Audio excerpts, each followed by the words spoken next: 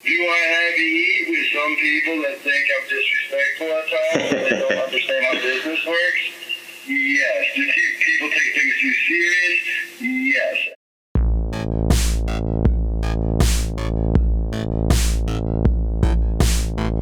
Hi everyone, it's Gary Cassidy here, and I'm joined by one half, or I think I should actually say 1/3 of the NXT Tag Team Champions. It's the original bro himself, it's Matt Riddle. How's it going today, Matt? Pretty good, bro. How you doing, Gary? Yeah, I'm not too bad, man. It's a little bit later here than it is where you are, but it's all good. It's not too bad at all. I can't complain when I'm talking to Matt Riddle. So the last time... You're too kind. Well, the last time we spoke, it was actually right before NXT was about to air on the USA Network. So I think there's only one place I can start, and that is the Newly Bros show. Man, I think that might end up being one of my all-time favourite wrestling segments. Like, between yourself, Tim Thatcher and Byron Saxton, it was just one of the most entertaining things I've ever seen. Can I just ask, how and who came up with that? How much creative input did you have into that segment? Well, I think the good news, the writing team at NXT at this point, because they've worked with me for about a year or so since I got there. I've been there about 2 years now. Yeah. And you know, at first when they would write stuff for me, it wasn't really my words, you know, because they didn't really know who I was.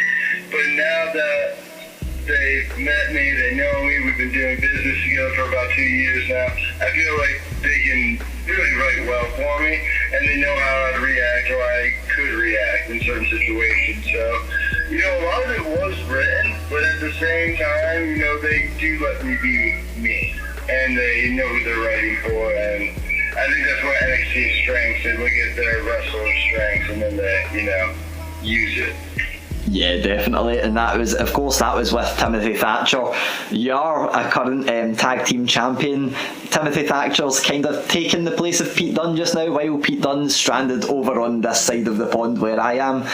When Pete returns, what's the plan? Do you think you're going to continue as a threesome, I should say, after what occurred last night, or will there be some kind of faction, or is it going to just go back to you and Pete? Well, I would hope it would be a trio. You know, the connection me and Pete, you know, was marvelous, and you know, I thought our chemistry was good, and our work in the ring was extremely well.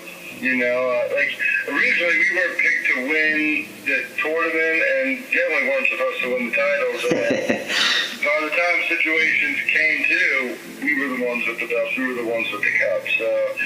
You know, and then with Tim, I think you saw it on the Newly Bros show, you know, we're pretty compatible, and we've known each other, you know, on the indies, we've met, we've wrestled, we've worked together, so me and Tim have a lot of chemistry too, and I know Tim's character, he knows my character, and just like me and Pete, we can play off each other extremely well. Yeah, there's definitely a lot. So hopefully we get to keep it going, you know what I'm saying? That you never know, you know? Yeah. It's the universe now, it's in destiny. Definitely, man. So you can tell that there's definitely a lot of chemistry there. My hope was actually that, I know I've seen the word stallions branded about, which is fitting for yourself. I was hoping we would get a new 4 horsemen called the 4 Stallions. If that happened, who else would you like to add? That's a tough one. That's a real thing, because there's a lot of people that, you know, are pretty stallion in WWE and NXT, but a lot of them kind of have their own thing going on. So, you know, like Keith's a stallion, but, you know, Keith is kind of like an individual superstar. I don't know if he wants to be tied to a stable, you know? So, I don't know. I don't know who the 4th member of the Stallion Battalion would be, you know? Yeah, definitely. I mean, I guess, I think maybe take Walter. But he already has his own deal. Man, that would be money to have Walter in there. You mentioned earlier, obviously you and Peter, the Broserweights. How you said that you weren't meant to be as successful as you are, but how did that team end up together? Like, who pitched it, and what was your reaction when you found out you'd be teaming with Pete?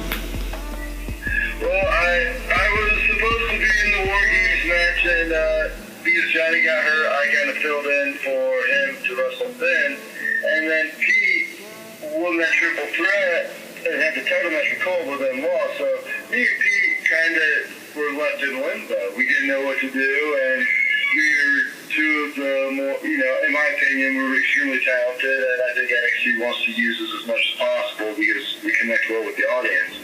And I think they saw the two of us, and they're like, hey, we always put a random team together for the Dusty Cup, which they do, and let's see what happens. We did it, we won, and unlike other teams in the past, we won, and then we won the titles.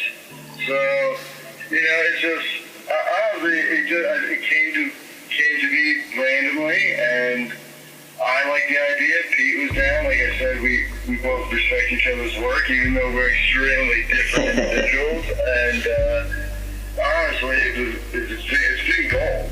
And I feel like since Pete's been stuck overseas, and then Tim Thatcher took his place for the time being, or maybe, like you said, a faction, I think it's a perfect fit, Yeah, definitely. Well, I absolutely love the name Broserweights, but I'd heard two other names banded about, one of which was Pete Dunne and one was Joint Manipulation. How did the Broserweights come about, and were there actually any other contenders in terms of the names? Joint Manipulation was a close second, a very close second, because me and Pete both have a pretty good submission game. Of course, he works the hands and does a little bit more. But the combo of us with it was a money name. Yeah, definitely. And then Pete Dunne, that was Johnny Gargano. That guy just wanted to, say something funny. Pretty funny, but never a serious contender for a name. But Broserweights just seemed easy enough, and we wanted something that wasn't too different from what we were originally. So, he's the Bruiserweight, I'm the Broserweight. So neither one of us lost anything, and we kept original to ourselves, while still being a new team, Yeah, definitely. And one of my favourite things, obviously I mentioned I absolutely loved the Newly Bros show, but one of my favourite things was seeing you in the Royal Rumble this year, which was brilliant because the week before I'd spoken to Triple H during a little kind of meeting at the TakeOver Blackpool, and here you said that you were the one NXT name that he was really pushing for to have in the Royal Rumble. How was that experience for you? The Royal Rumble was great. All those big events are extremely huge, and there's so much commotion, and it's hard enough when you have a singles match or a tag match, but imagine when you're in a match with 30 other people, or 29 other people, and, a lot of things happen on the fly, and things change last minute, and it's crazy because people always talk about pro wrestling, and they're like, oh, it's predetermined, it's this, that. It's like,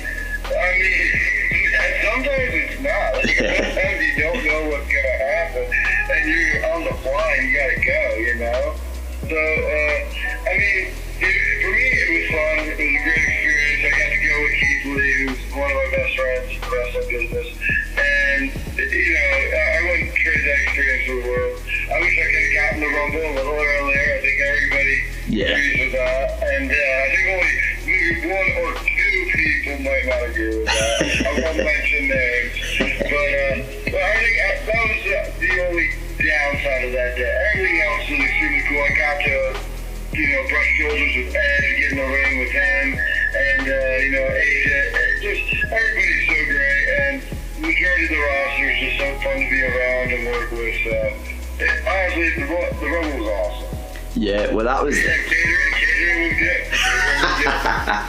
That's the main thing. That's the one thing that I wanted to ask you there about that was, I mentioned that Triple H he was verbally pushing that he wanted you to be in the match.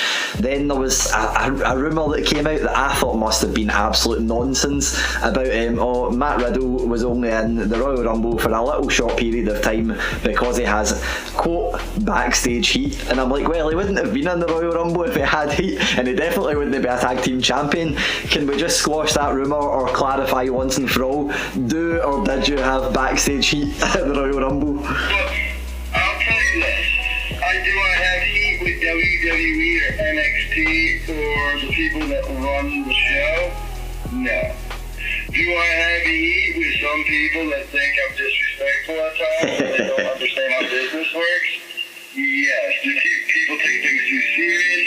Yes. And honestly, I've had to give talks at NXT, and not like, oh, I stop the place, but it's like, while everybody's talking, I might interject and be like, hey, I might tweet something, I might say something that offends you. Realize I'm not trying to actually offend you. I'm just trying to make people think I'm this, like, you know, I'm putting out an image, a facade, if you would, you know?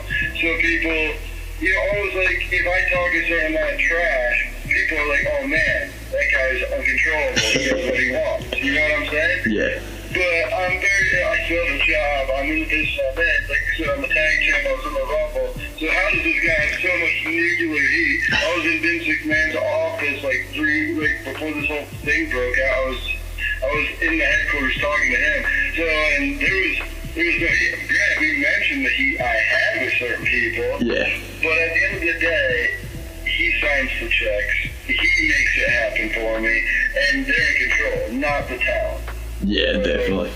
as long as my employer's happy and I can make them money and make them a profit and I'm worth my weight and I'm pulling my weight, I don't see the problem. No, definitely, man. And that was, you mentioned there. But to answer your question, yeah, some people have heat. But most of it's just high school catty, he said this, and, you know, people just can't take a joke at work, you know. I think that's true for every part of life. I don't think that's exclusive to wrestling. Yeah, exactly. So yeah, the one thing there that you mentioned a couple of names of people you got to brush shoulders with in the Royal Rumble. When we spoke last time, you'd mentioned there was the obvious name of Brock Lesnar. There was also the names that you banded about as people you would like to face. It was AJ Styles, Cesaro, Seth Rollins. Who would be your dream match in WWE right now if you could face one person? Right now, I think the biggest stallion in the WWE stable would have to be Drew McIntyre. Yeah. The guy's a hoss. I wrestled him on the Indies and Evolve and stuff like that. The guy, he's a professional. He looks the part. He is the part. He can talk the talk. He can walk the walk. He's great. You know, so like right now, I think he's like, to have him, that's just the guy to beat. I don't know if it'd necessarily be like Dave Meltzer's 7-star match of the year, you know? I think if I want the Dave Meltzer 7-star match, give me Keith Lee in a 25-minute main event, and literally, I guarantee you, even with no crowd there, we'll have all the camera crew people chanting, "This is awesome." Because me and Keith Lee are it's just like me and Walter. I told Sean, like, you gotta get us correct. Get me and Sean on the right, or get me and Walter on the right, get me and Keith on the right. Trust me, you will not be disappointed. The crowd will be going nuts, and it's what you want. Yeah. Granted, I haven't done it, but I keep throwing it out. That's the kind of match that I always say, even if there's no crowd in the building, no one would care because they wouldn't be able to take their eyes off of what was happening in the ring anyway. So I've got two questions to go. One of them, I need to take it away from Matt Riddle for a second and ask your opinion on something else. You'll probably notice there's been a name that I've not mentioned that everybody will probably mention to you, so I need to ask your thoughts on the guy who's not your bro. Goldberg, his recent return to WWE, he came back, he beat The Fiend, then he lost to Braun Strowman. What's your thoughts on him coming back to WWE?